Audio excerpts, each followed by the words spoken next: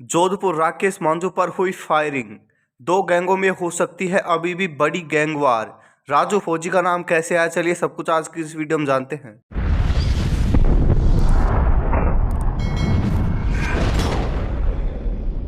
कैलाश मांझू और विक्रम सिंह नांदिया के बीच दुश्मनी का दिनेश बवानिया से क्या है कनेक्शन? जोधपुर में राकेश मांझू पर क्यों हुई फायरिंग और कैलाश विश्नोई का लॉरेंस विश्नोई से क्या है कनेक्शन? आज की इस वीडियो में सब कुछ जानेंगे। जोधपुर में राकेश मांझू पर हुई फायरिंग के बाद कैलाश विश्नोई और हिस्ट्री शीटर विक्रम सिंह नांदिया की गैंग के बीच में तनाव बढ़ गया है। विश्नोई और नांदू गुट के बीच विवाद की कहानी पिछले 4 साल से तेजी से उभरी है और इनके विवाद की वजह बना था दिनेश बवानी, वही शख्स जो किसी दौर में मांझू का करीब हुआ करता था। साथ मिलकर सट्टे का कारोबार चलाया करते थे, लेकिन करोड़ों की हेरा फेरी और फिर हुई एक फायरिंग में इन दोनों को आपस में दुश्मन बना दिया और फिर एंट्री हुई है विक्रम सिंह नांदिया की।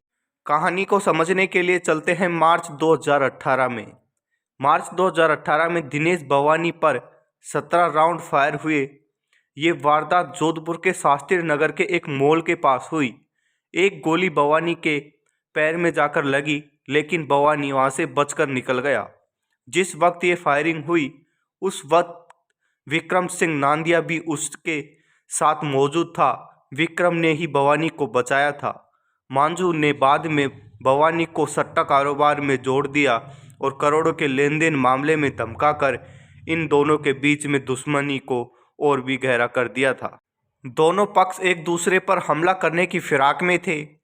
नांदिया गैंग ने मांझू पर हमला करने के लिए किसी ऐसे शख्स की तलाश की जिसका मारवाड़ के इस इलाके से कोई ताल्लुक न हो।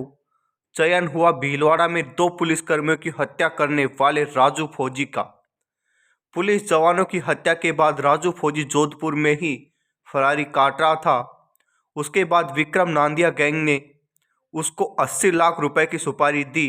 राजू फौजी किसी तरह का एक्शन लेता उससे पहले ही पुलिस ने उसको गिरफ्तार कर लिया और बड़ी गैंगवार होने से टल गई थी। और जब यह पता चला कि राजू फौजी को कैलाश मांझू की हत्या के लिए विक्रम सिंह नांदिया ने सुपारी दी थी, तो मांझू गैंग ने विक्रम को रास्ते से हटाने की प्लानिंग बनाई, जिसका जिम्मा कैलाश मांझू के भतीजे राकेश मांझू ने संभाला।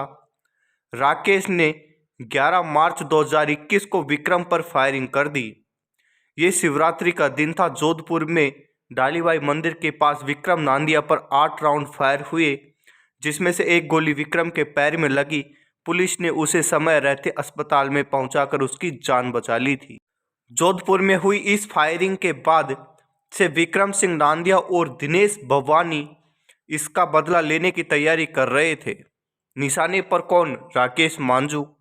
उस घटना के करीब 2 साल बाद अब एक बार फिर से नांदिया गैंग ने राकेश मांझू पर हमला किया है। राकेश मांझू फिलहाल हॉस्पिटल में भर्ती है।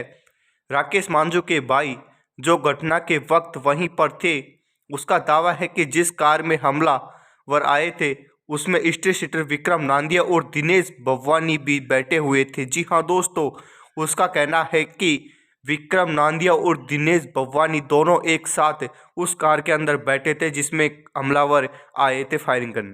तो दोस्तों, यह था मामला। अभी कोई खुलासा नहीं हुआ है, लेकिन इन दोनों का नाम अभी सामने आ रहा है। तो दोस्तों, यह था पूरा मामला। आपको क्या लगता है नीचे कमेंट जरूर करें, और जिसने चैनल को सब्सक्राइब नहीं किया है चैनल को सब्सक्राइब करके बेल आइकन दबाएं और comment. Thank you so much.